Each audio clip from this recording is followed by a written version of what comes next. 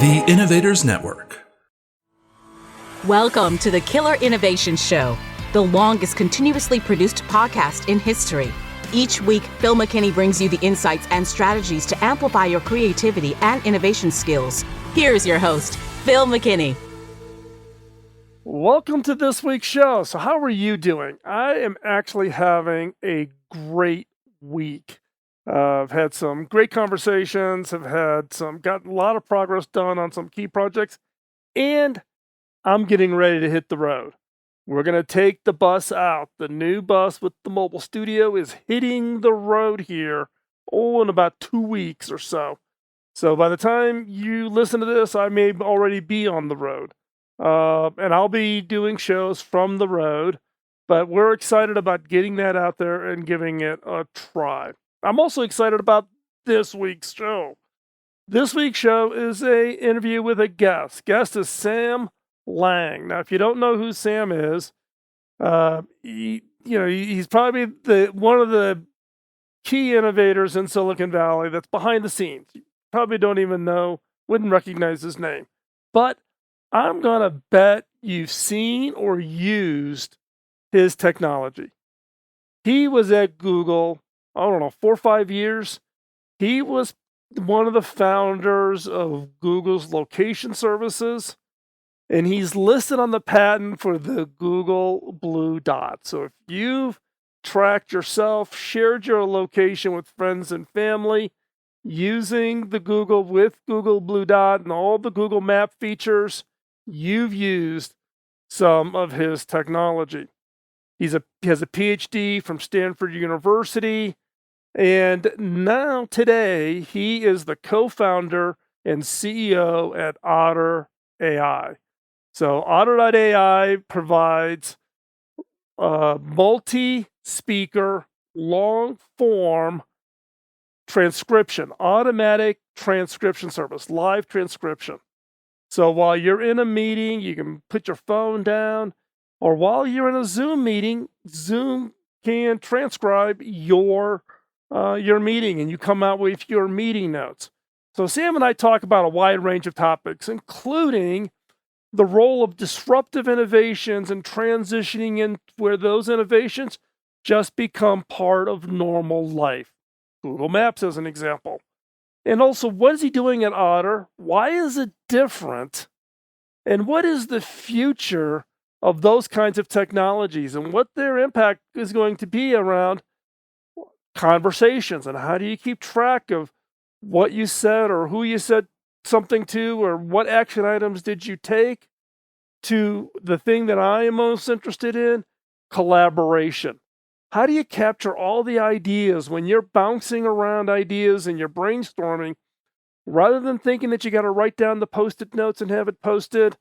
Where can technology step in and really capture the essence of those ideas? You're not going to want to miss this, so stay tuned.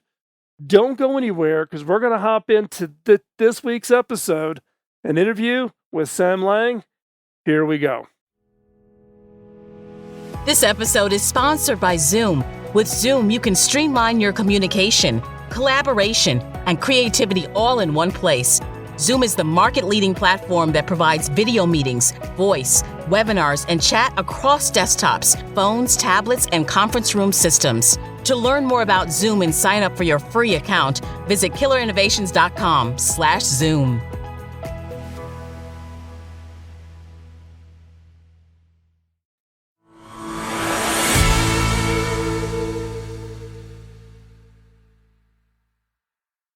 Sam, give us a little bit of an introduction, your background. You've got kind of a different background. I know you went to Stanford. You have a Ph.D., so you have an academic background, but you've also been quite successfully commercially. So talk a little bit about your early years. Give us a little context of who you are. Thank you, Phil. Great honor to be here. Yes, I studied computer science in college first. Then working in industry for a few years, but I was, my initial dream was to become a professor. So I went back to Stanford to pursue a PhD in electrical engineering, and I've been focusing on large-scale distributed systems. Well, at Stanford, met a lot of smart people, and many professors who created a lot of startups and billion-dollar companies later on. So I gradually changed my plan. After Stanford, worked at Cisco in a startup, and then later working in Google for 4 years. I was the lead of Google Map location service between 2006 and 2010. And our team actually created the blue dot on Google mobile map, which has been used by billions, if not 10 billions, billions of people, at least 10 billion times. But later I left Google and started to do startups.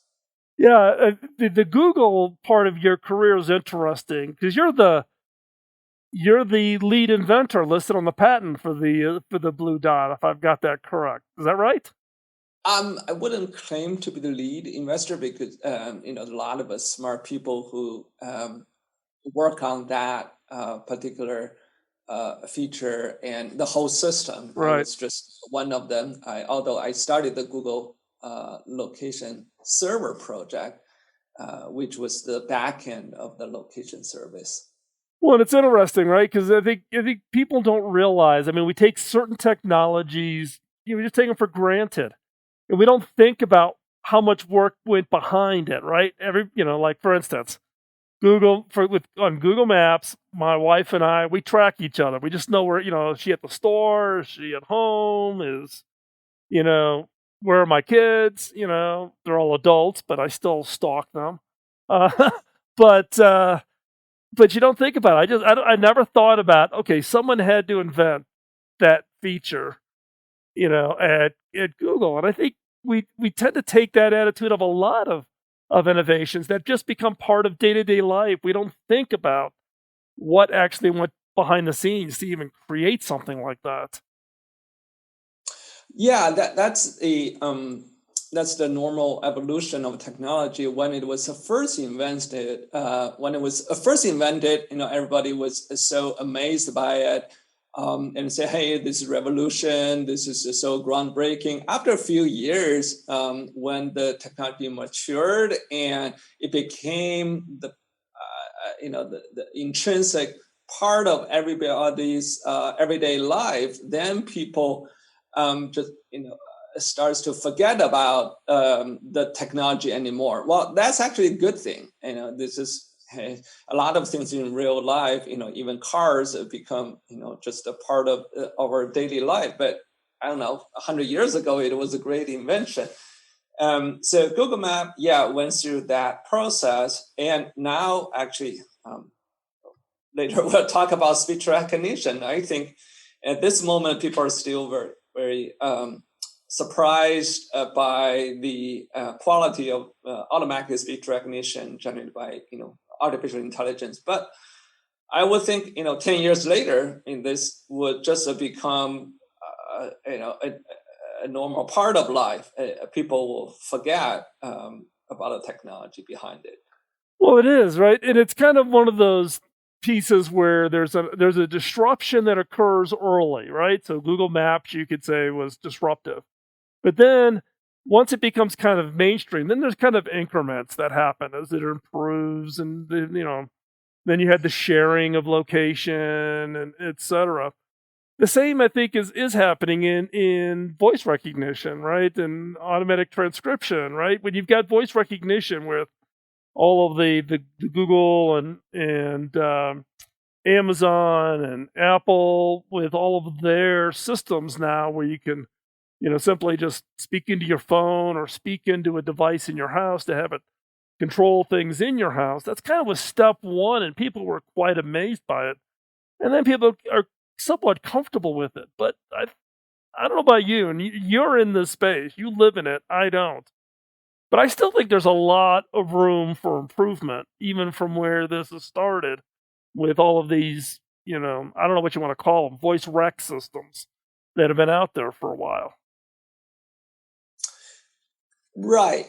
You mentioned a few things like the Alexa system, also Siri, Apple Siri, Google Assistant. They've been working on this for a very long time. However, the Alexa or Siri are actually quite different from the system we have been building Right. since 2016.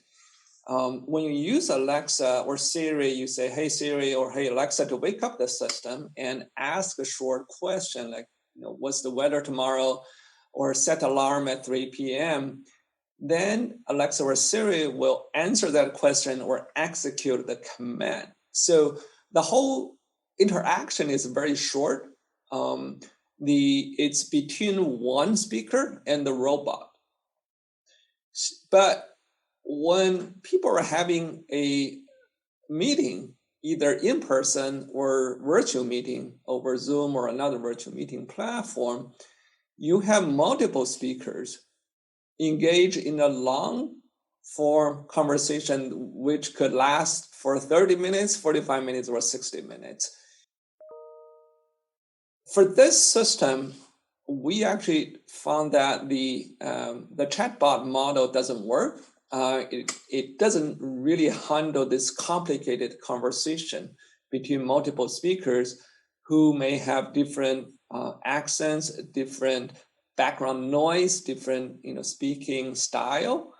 So we had to build the system from the ground up in order to process this much complicated conversation.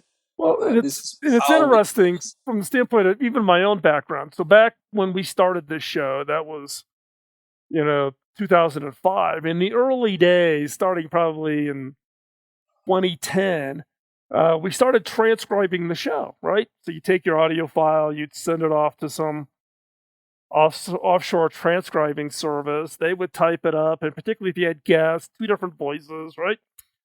And it was frustrating because even though there was a human who was listening and typing, they couldn't get it right. Even the human could not get it right because it's hard. Accents, hearing the audio, you're not seeing the person. They're not like watching this video of you and I having this conversation. Even human involved transcribing, the accuracy required a lot of effort on my team's part to go through and re-clean up the transcription and clean it up to where it became usable. And we used to do that, but it just got to be such a pain. We just finally said, something, it's not worth the hassle. So we actually stopped doing it for the show. And that, and I always wondered why, couldn't we do it in a better way? So before we jump into the company you're in now, what was your experience that triggered you to say there's a better way? What was it that kind of like lit that light bulb for you that says, I can go solve this problem? Yeah, there are several factors actually. The around 2015, 2016 timeframe, we were trying to figure out what to do next. After our first startup, I realized that I've been having so many meetings every day, having a lot of phone calls, virtual meetings, and in-person meetings. I just have terrible memory myself. I couldn't remember things I heard 3 hours ago. After three back-to-back meetings, what did I promise other people I would do next week? Or who told me about that particular company? I was just puzzled. Hey, on Gmail I could search anything 10 years ago, but for all the meetings I'm having every day, I couldn't recall or search things I heard 3 hours ago. I said, there's got to be a way to solve this problem. Then, we surveyed the state of the art at that time. We tested Google Voice API, Microsoft API, Nuance API. we thought, okay, maybe we can try using their API and see what happened. And we were disappointed because using those API, the quality from that API to transcribe meetings was actually very low.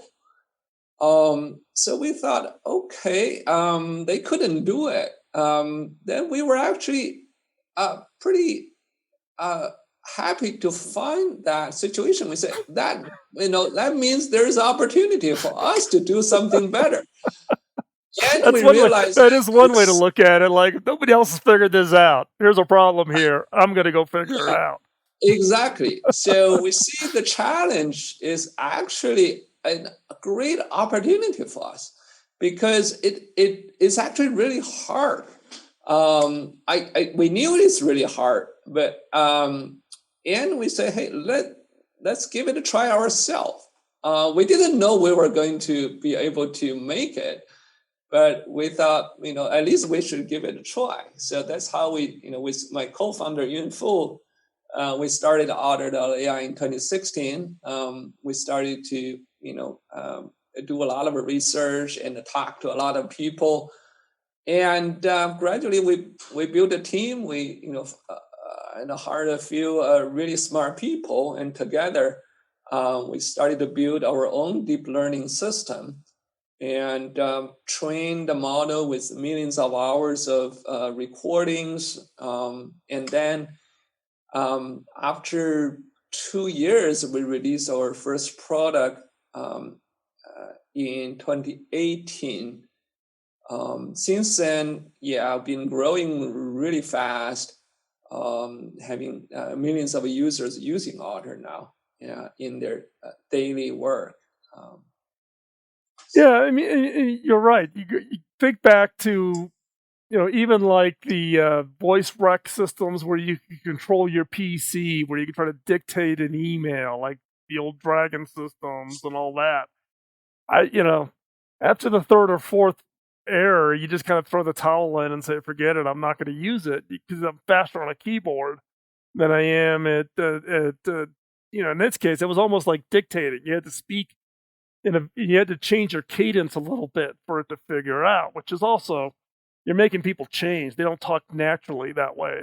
They spend too much time trying to create artificial breaks and all the issues that humans trying to adapt themselves to the technology. But as I shared before today's show with you, I'm a user. I'm a customer of Otter. I'm new. I'm still relatively, new to Otter. I mean, the fact is I think it's great that you offer the free version to let people kind of get into it and try it out and see how does it work for their own, so people can kind of figure out how this works for them and how are they going to apply it. But the one thing I am impressive, that I'm very impressed with Otter on is that the accuracy is very good, even in different environments. Now here we're sitting in my recording studio. I've got sound suppression and my room is all tuned to audio and all those kinds of things. But I use Otter on my phone when I've got a great, I'm working on some new idea and I just whip off, and tell it to record. I've enabled the Otter widget on the top of my iPhone to make it really fast so I can activate it and record. And I basically now use it as my note capture if I'm in the car or whatever. And I'm impressed by how it deals with all the different kinds of environments outside here in Colorado when it's windy, in the car, whatever. So I think you definitely have raised the bar on what people have experienced. But my question for you is do you find people are hesitant because they think you're like the old guys? It's almost like, there's been a lot of people who said they can do voice recognition.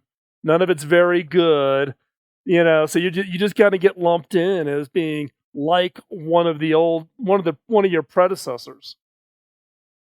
Yeah, we met during the last few years. We met maybe two categories. People, in two categories. One is that they're just frustrated with the speech recognition technology. They don't trust it anymore. Is it okay? This is full of errors. It's not even usable. It actually, require even more time to use a automatic speech recognition system. And then another type of people say, hey, why are you still working on this problem? Isn't this already solved by Siri or Alexa or Google system? Yeah, no, that's it. They, what you're number 15 in the category. Why are you different? Right. Yeah, that's a very common question from a lot of investors, actually. A lot of VCs we talked to, they said, oh, isn't this already a commodity technology? Why do you think you can do better than Google, Amazon, or Apple?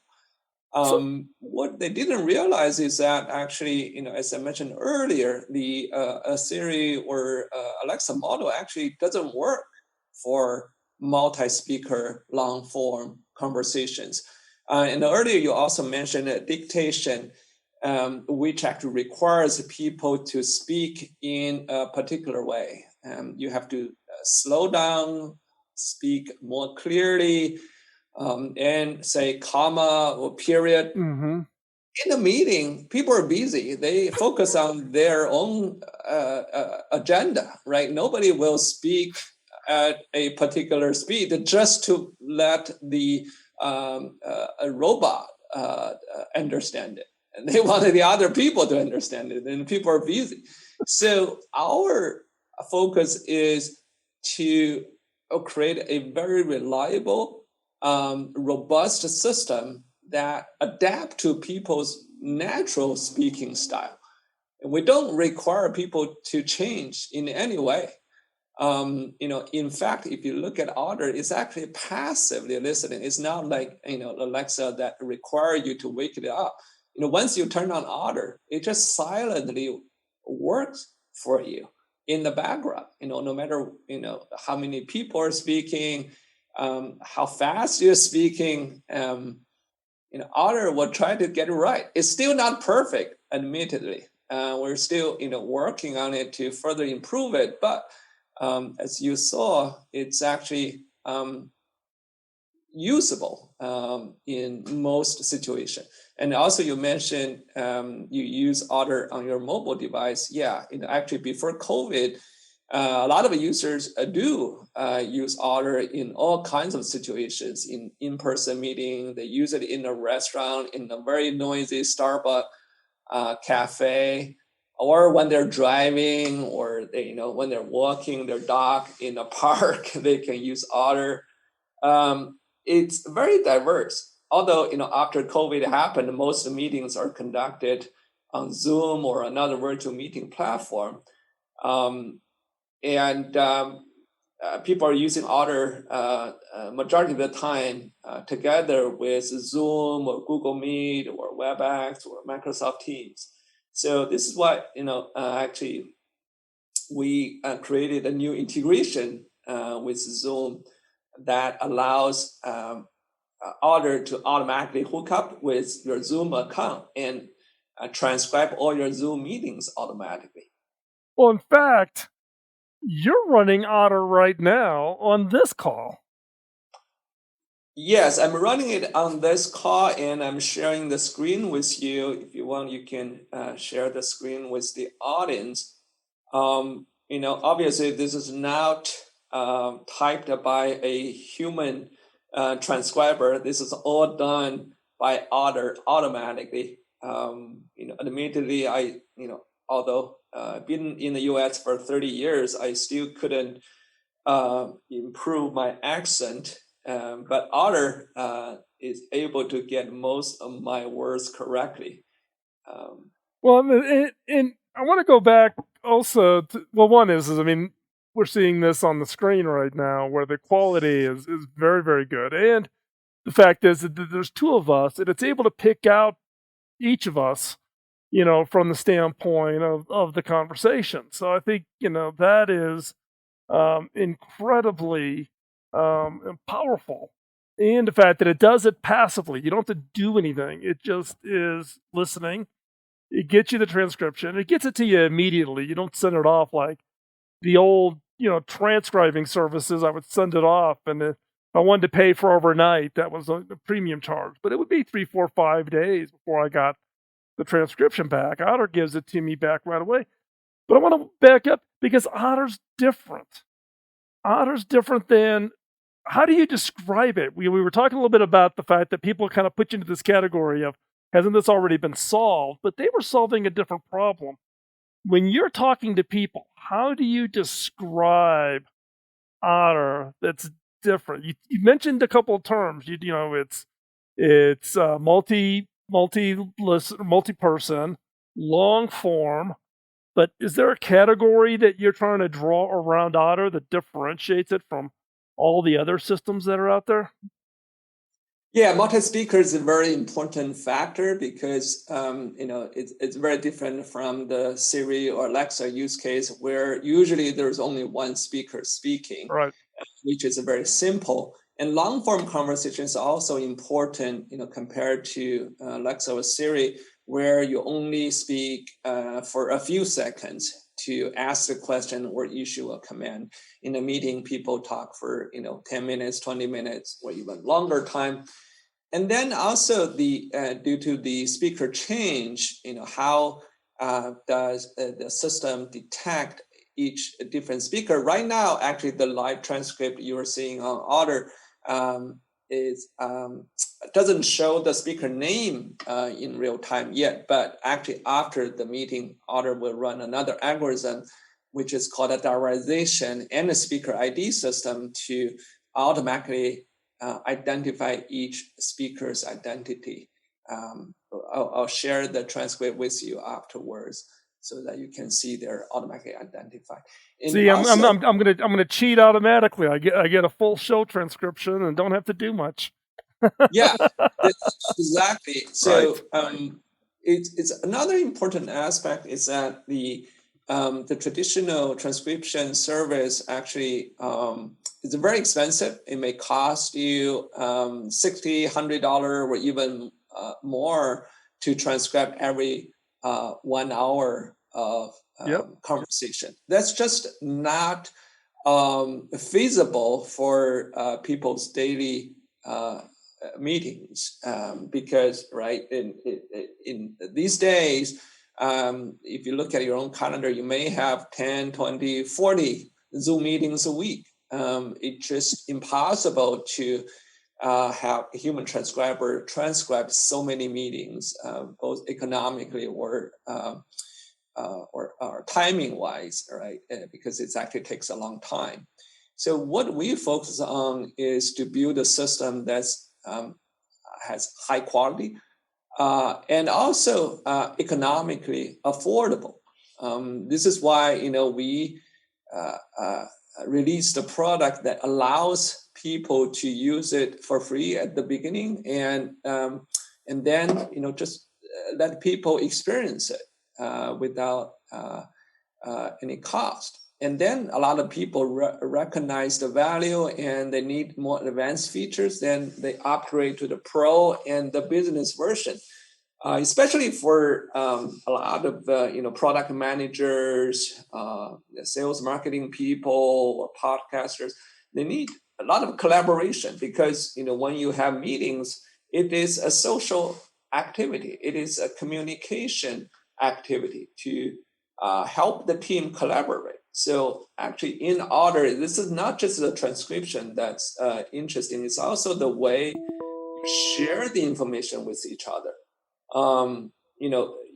After a meeting, actually even during the meeting, it's valuable to have the live transcript available to everybody in the meeting. Actually, especially for larger meetings today, once you have 4 or 5 people in the meeting, actually people are multitasking. They're really busy. They're answering Slack messages, they're replying their emails, and having a meeting at the same time. So Otter the live notes actually give you an extra channel to get the information. Maybe you're distracted for a couple of minutes, and maybe your kid, working from home, their kid needs you for a couple of minutes, and you come back, you look at the transcript. Hey, what did people just say? Did anybody assign me an action item? Or whenever you hear something interesting, you can highlight it. I just highlight the last sentence. You should see it on your screen as well. So all of this, give you an actual channel to collaborate and communicate. Another angle is actually Zoom fatigue. A lot of people say, hey, I'm having so many Zoom meetings every day, I'm really tired. Can I skip some meetings? But then the question is, can I still get the information if I skip the meeting? Right. So if you ask your colleague to share the live notes with you, you can review it at your own pace, actually. If you're a marketing person, maybe the only thing you need to pay attention to is anything related to marketing. Search for the keywords related to your job. Just listen to part of it if you need to. For a 1 hour meeting, maybe 10 minutes is enough for you to get the information you need without spending the other 15 minutes sitting in the live meeting.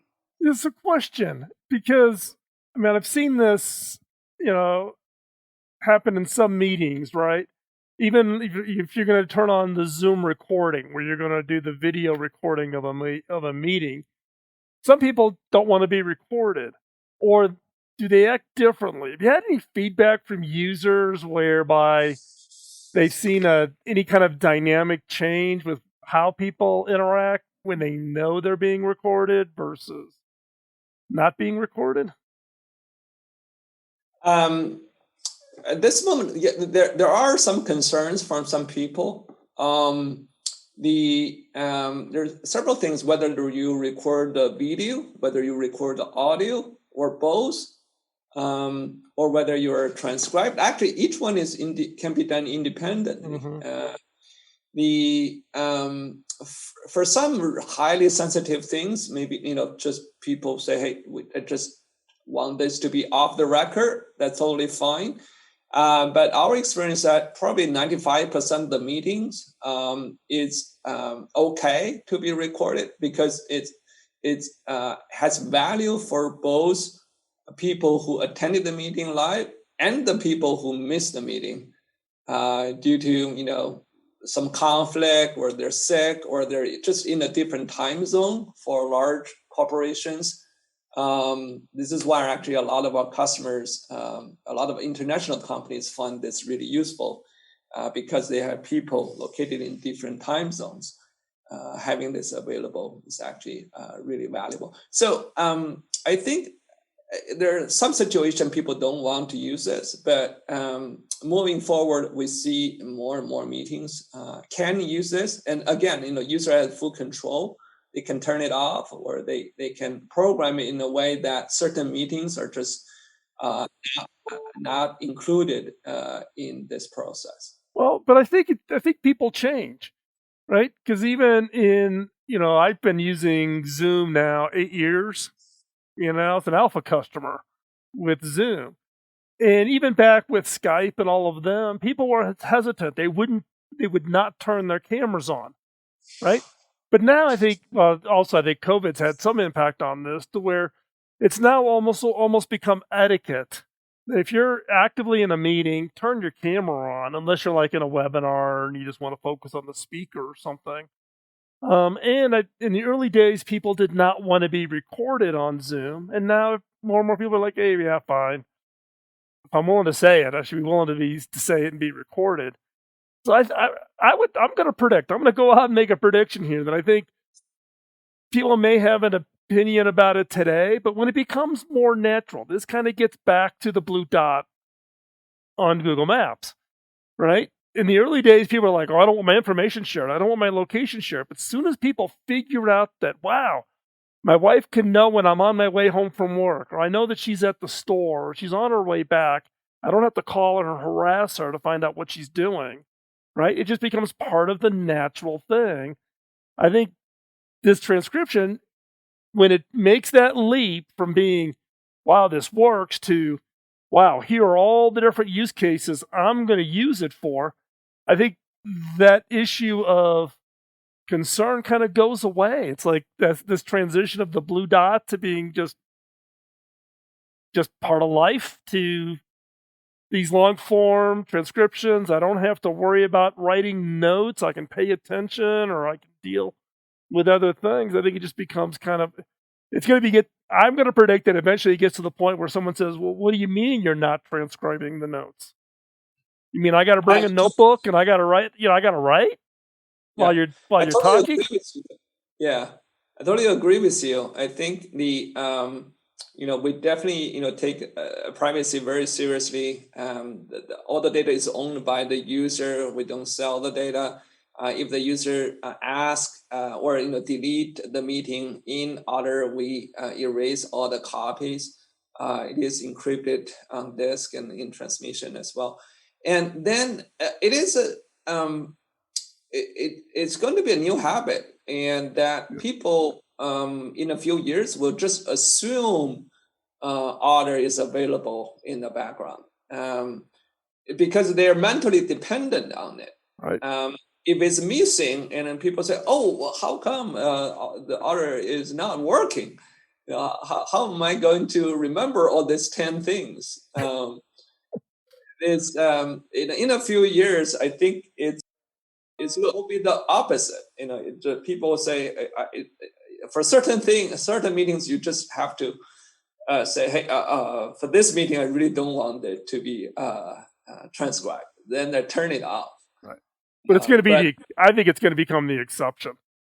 I think it's so. Give us a little bit of background on Otter. Where is it today? Now it's been when it was founded. When was it founded? It was founded in 2016. Right. It's more than 4.5 years now. It's growing really fast with the COVID situation. Actually, a lot of people found Otter even more valuable for the remote work situation.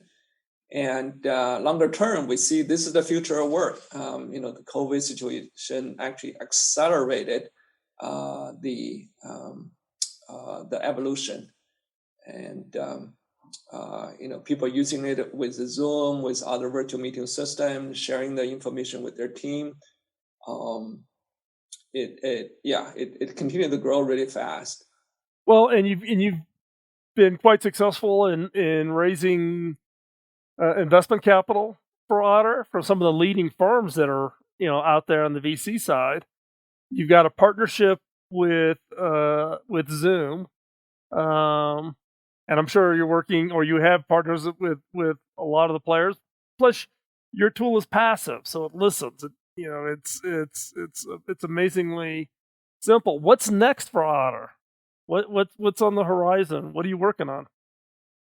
A lot of things on both the technology side and the product side. On technology side, there's obviously still a lot of work to do to make Otter even more accurate, more context aware, because a lot of words are being invented every day, acronyms, special terminologies, people's names.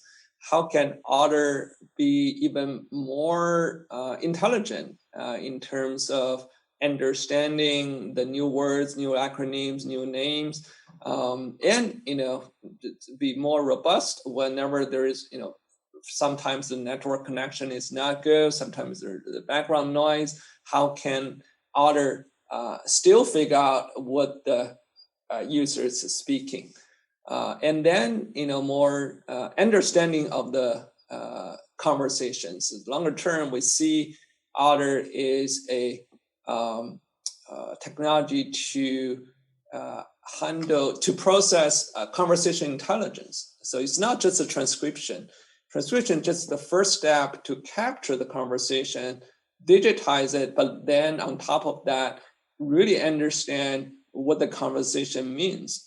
When one person asks a question, another person answers the question. Then later on, can Otter summarize your meeting for you?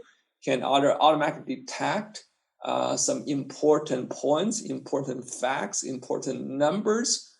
And then, right, the product-wise, how do we make it work even better with your team members? How do you just, if somebody missed a meeting, can Otter just send them the highlights, whatever action items assigned to them, notify them. It's and also integrated with some more virtual meeting platforms. We built Otter as a platform agnostic product. Although it works really well with Zoom today, but it's not. You can use Otter for your Google Meet, your Microsoft Teams meetings as well. So there's more integration ongoing. Right. Hey, Sam, I want to thank you for taking the time for joining us. If people want to find out more about Otter and keep track of what you're up to, where's the best place they can find you? It's very simple. Just go to Otter.ai website. And also, if you have a team, go to Otter.ai/teams. We have all the information there. Right, and we'll have all the links up on the show notes over at Killer Innovations. Hey, Sam, thanks again for taking the time out of your schedule. Love the product. I'm going to be transparent with the users. I'm not being paid for this. Otter's not a sponsor. I am just a fan as a user of Otter, just in what we do and what I do. So check it out. And Sam, thanks again for joining us today. Thank you, Phil. Thank you for having me here.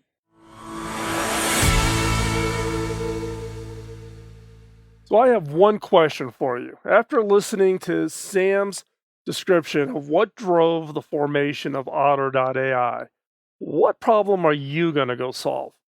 Now, Sam shared, it wasn't like coming out with something totally new. There has been digital transcription attempts before. There's been other companies in the past that have tried to do what Otter.ai is doing. But it was a problem. What exists did not solve Sam's problems. After doing meeting after meeting after meeting, keeping track of what did he say, what to-do items did he need to write down, the challenge of listening and being engaged in a conversation while taking notes. So it's not the issue of innovation always has to be something totally new, blank sheet of paper. Nobody's ever tried this. You can fix problems that exist today. So my question to you is what problem are you going to go out and fix? What's that pain that you are experiencing? Use today's show, use the conversation with Sam as that inspiration, that jumping off point for you to find maybe something that somebody else has tried to solve but hasn't done a very good job of it, and you can do better. Now, if you didn't capture all the notes during the show today, hop on over to killerinnovations.com. We will have all of the show notes over there, so check that out.